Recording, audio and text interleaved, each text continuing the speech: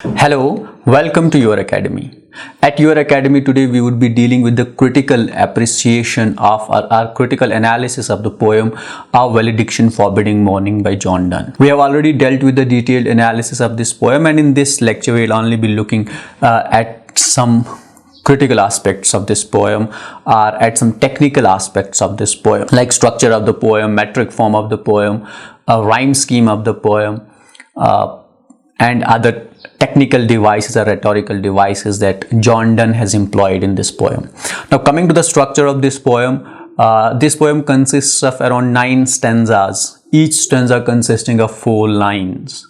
This poem, like many other poems of John Donne, does not follow a regular meter. Rather, the number of syllables, the count of syllables would change in every verse. This poem is written in a rhyme scheme of A, B, C, D, C, D, E, F, E, F. The rhyme scheme would change in every stanza. That was the rhyme scheme of this poem. This poem is a typical love poem, valediction, which is written to persuade his wife. As we have already told you in earlier lecture on this poem, that this poem was written somewhere in 1611 and 1612 when John Donne was leaving for a trip to the continental Europe, and he was persuading his wife to stay at home.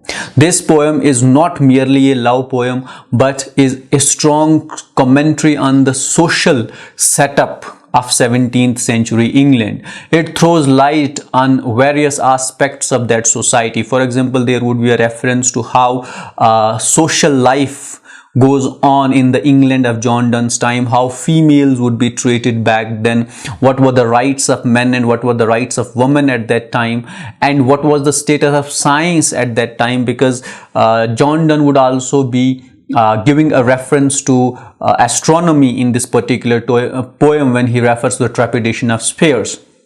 This poem is also important with regards to the exploitation of skill and know-how or knowledge of John Donne. He would not only be giving the arguments in support of his living to Europe, are arguments to convince his wife from his own imaginary skills or imaginary power of a poet, but he would also be taking into account the historical references and the scientific references, thus reflect that John Donne as a poet was not only a witty person who would compose a poem by using his wit only, but he also presents to his reader that he is a well-informed poet who has got quite a great range of knowledge of that times, the historical knowledge, when he would be referring to the earthquakes and the trepidation of spheres, referring to his knowledge about astronomy. These are some of the aspects of this